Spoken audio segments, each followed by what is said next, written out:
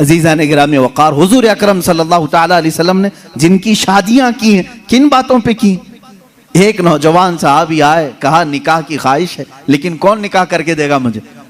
हुज़ूर ने फरमाया मैं एक अंसारिया से शादी करता हूँ तेरी, एक अंसार साहबी की बेटी है, लेकिन महर कुछ ना कुछ लेकर के आ, एक चांदी की अंगूठी तो महर में लेके आ। उन्होंने कहा इतनी कीमत मेरे पास नहीं है। हुज़ूर ने फरमाया वलो खातमन मिन हदीदिन, जा लोहे की तो मिलेगी अंगूठी, लोहे की अंगूठी लेकर के आ, मैं इसी महर पर निकाह कर दूंगा। वो गए और उन्होंने कहा हुजूर लोहे की अंगूठी लाने की भी ताकत नहीं है, मेरे पास अभी कुछ भी नहीं। हुजूर सल्लल्लाहु ताला अलैहि वसल्लम ने फला अंसारी साहबी की बेटी को बुलाया और कहा मैं तेरा इससे निकाह कर रहा हूं। वो राजी थी, कहा आका आपकी मर्जी। अब इस साहबी को महर तो कुछ तो देना था। हुजूर ने पूछा हल माका मिन सूरिल कुरान, क्या तुझे कुरान की कुछ सूरे याद है?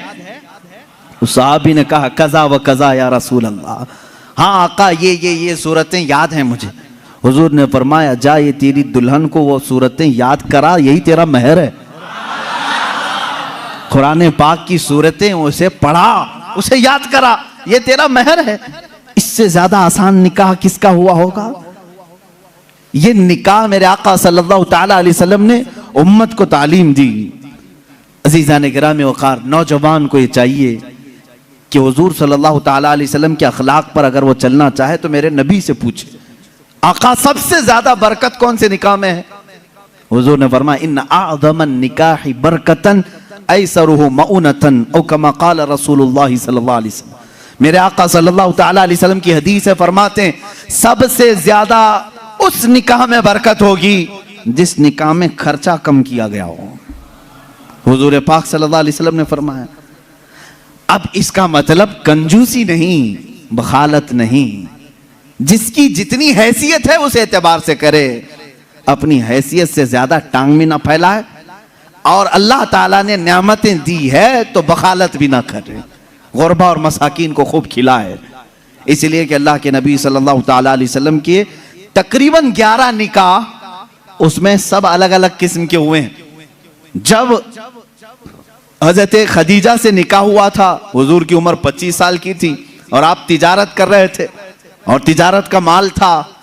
आप सल्लल्लाहु ताला अलैहि वसल्लम ने जो निकाह फरमाया उसमें लोगों की दावत भी हुई। एक निकाह हुआ हजरत सौदा रज़ियल्लाहु ताला अन्हा से, वो उस निकाह में सिर्फ खजूरें बांटी गई और कुछ भी नहीं। फिर हुजूर सल्लल्लाहु ताला अलैहि वसल्लम ने हजरत ज़ैनब से निकाह किया, हजरत मैमुना से निकाह किया, उसमें तो बकरा ज़बह करके वलीमा किया हुजूर पाक ने, और उतनी बड़ी दावत किसी और में नहीं। क्यों? ये मैं हालात बता रहा हूं। जब तुम्हारे पास माल था या माल आया है उस एतबार से तुम्हें करने की इजाजत है, और जब ना हो तो कर्जा लेकर के दिखावा करने की इजाजत शरीयत ने नहीं दी है। शादियों के लिए इस तरह से लोग मकरूज हो जाते हैं। कई लोग ऐसे हैं जो अपनी पता नहीं अजीज अजीज चीजें उठाकर बेचते हैं, नहीं सिर्फ 4 लोगों में मुझे मुंह दिखाना रहता है, मुंह दिखाना रहता है, निकाह करना है बेटी का, निकाह करना है फलां का। और आज के मुआशरे से मैं नौजवानों से कहूंगा, मेरे सुनने वाले जितने नौजवान हैं, अगर नबी से मोहब्बत करते हो इस मिलाद में एक अज़म कर लो, एक अहद कर लो, हम में से जिसका निकाह होगा, हम जिससे निकाह कर रहे हैं, हम ससुर के लिए बला बन के नहीं उतरेंगे। हाँ, आज बहुत सारे दामाद बला बन चुके हैं, बला हैं, वो वबा हैं, इसलिए कि बेटी एक बार दिया है और ये बीमारी जिंदगी भर की लगा लिया है। हाँ, कई लोग हैं ऐसे, कड़वी जरूर है मेरी बात, जिसने अपनी बेटी दिया है और वो पीछे लग गया है। कल ही एक खातून मेरे पास आई, शादी होकर के उसके 9 साल हुए हैं, बच्चे भी हैं।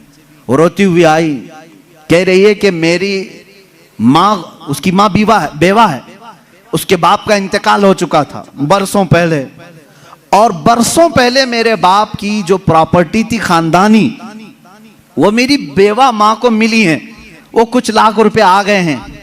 और जैसे ही मेरे घर में मालूम हुआ है, शोहर ने मुझे बाहर निकाल के घर भेजा है, जा तेरी अम्मा को जो प्रॉपर्टी में मिला है उसमें से 2 लाख मांग के लेके आ। मुआज़ल्लाह, भिखारियों से क्यों शादी करते हो? इस तरह के लोग जो अपनी औरत पर अपना महल सजाना चाहते हैं उनकी हैसियत बहुत जलील है, बहुत जलील। मैं आपको बताऊं, तुम बर्बाद होना चाहते हो, जिसकी ख्वाहिश है वो मुझसे पूछ ले, मैं बता दूंगा। तौबा अस्तगफिरुल्लाह, कोई नहीं चाहेगा। हर कोई बरकत का रास्ता हमसे पूछता है, लेकिन ये रास्ता भी मैं बता देता हूं। जो अपना बिजनेस और अपनी बरकत सब बर्बाद करना चाहता है, उसके लिए बाज़ बुजुर्गों ने फरमाया, वह अपनी बीवी से जबरदस्ती उसका माल लेकर के बिजनेस में लगाया हो, वहीं से शुरुआत हो जाएगी नहुसत की। उसके दिल को तोड़कर जो माल ले जाकर के लगाओगे तो फिर वहां से, हाँ, बखुशी देना और बात है, पसंदीदगी के साथ देना और बात है। बहुत सारे लोग शादियों के बाद अपनी बीवियों पर दबाव डाल करके उनका सारा जेवर उठाकर ले जाकर रख देते हैं और उस पर तिजारत करने की कोशिश करते हैं। कहां की बरकत? किसी का दिल रो रहा है और तुम अपनी दुकान सजाने जा रहे हो। तुम्हें तो शादी इसलिए करने का हुक्म हुआ था, एक कमजोर मखलूक तेरे निकाह में आ रही है, तू कमा और उसे खिला। यहां उल्टा हो गया, उसी से तू कमाना चाह रहा है। ये उल्टा नहीं हो गया? बहुत सारे लोग ये इंतजार में रहते हैं, शादी होगी तो अभी मांगना क्या क्या है, कार मांगे कि बाइक मांगे और क्या क्या चीजें मांगे। उन भिखारियों से मैं कहता हूं, खटोरा लो और गली गली घूमो, हर जगह जाओ, एक साल में बहुत कुछ मिल जाएगा। और अगर तुम्हें शर्म आती है तो मेरे अजीजों, एक खातून से और उसके बाप से इस तरह के मुतालबे हरगिज न करो। हाँ, मांगने के तरीके भी अलग अलग हैं। पहले खुलकर मांगते थे, बोलते थे ये चाहिए, लिस्ट आती थी, सारी लिस्ट आती है खातून के घर में, ससुराल। लेकिन अभी कुछ नहीं, हमारी कुछ भी ख्वाहिश नहीं है, एक अच्छी शादी करके भेजो, अच्छी शादी करो। अच्छी शादी का मतलब डेनिसन में होना चाहिए। मैं तो यहां नाम ले रहा हूं, तुम दबा करके अपनी ख्वाहिशों का जिक्र करो और उसी में दबे लफ्जों में सारी चीजें। हमको कुछ मत देना, अपनी बेटी को ही जो कुछ भी देना है दे दो, हम उस पर नहीं कहेंगे। और बाप बेटी को जो जो दे बाद में ताना मारेंगे, क्या तेरा बाप इतना नाअहल है, तुझे एक वॉशिंग मशीन नहीं दिया, तुझे एक पलंग नहीं दिया, तुझे एक तिजोरी नहीं दिया, तुम तो कह रहे थे कुछ नहीं चाहिए। अजीजा ने गिरामी, ये भी तरीका भीख मांगने का ही है। भीख मांगने, ये जहेज की लानतों को खत्म करो। जो वो अपनी खुशी से ले आए वो उसका माल है, तुम्हारा नहीं। औरत जो अपने घर से लाती है वो उसका खुद का माल है, शोहर का नहीं, ना ससुराल का है। औरत जब तक चाहे उसे इस्तेमाल करे, वो इजाजत दे तो दूसरे इस्तेमाल करें। तुम शरीयत का मसला समझते हो? अगर उसकी इजाजत के बगैर किसी दूसरे ने इस्तेमाल किया उसके माल को, कल क़यामत के दिन उसकी पकड़ होगी, उसकी नेकियां जब्त की जाएंगी, तुम हुकूकुल इबाद में गिरफ्तार हो जाओगे। ये मसाइल हल्के नहीं हैं, इसलिए मेरे अजीजों वो और होंगे। मुझे यहाँ मालूम है कि ये रिवाज क्यों आए, जानते हैं? यहाँ पर हिंदुओं के यहाँ ये माहौल है, जहेज की रस्म बहुत खतरनाक बला है उनके यहाँ। आज भी औरतें जलाई जाती हैं जहेज के नाम पर। बाज स्टेट ऐसे हैं आज वहां जहेज के नाम पर बहुत खतरनाक मामलात ससुराल वाले करते हैं। ये रस्म और रिवाज पहले से चली आई, जिसकी वजह से आप लोगों ने ये अडॉप्ट किया। वरना मैं कहता हूं नौजवानों को, अरब में जाओ, शादी करना मुश्किल हो जाएगा। हाँ, वहां पर तुम क्या मांगोगे? तुम्हें बाप एक फूटी कोड़ी भी नहीं देगा लड़की की, लड़की का बाप कुछ नहीं देगा, बल्कि प्लस लड़की तुमसे मांगती है 1 लाख रुपए मेहर में रख, तब मैं शादी के लिए तैयार होती। वहां औरतें मांगती हैं। सऊदी में तो आधा किलो पाव किलो सुन्ना मेहर में देना पड़ता है। बेचारे कितने नौजवान ऐसे कमाते कमाते मेहर की रकम 40 साल के हो जाते हैं। बाहर वहां अरब में आज भी ये रिवाज, औरत का हक है मांगना, मर्द क्या मांगेगा? यहां जो हमारा माशरा बदला है उसकी वजह हमारी सोहबत है, जो देख रहे हैं हम इधर उधर। ये सोहबत का असर है जो तुम्हारे यहां जहेज की लानत आ गई। इसे निकालो अपने हाथ से। और किसी भी औरत के घर उसके बाप पर बला बन करके नाजिल ना हो। जब तुम बाप बनोगे तुम्हें पता चलेगा एक जिगर के टुकड़े को, बेटी को रुखसत करना कितना सख्त तरीन मामला होता है।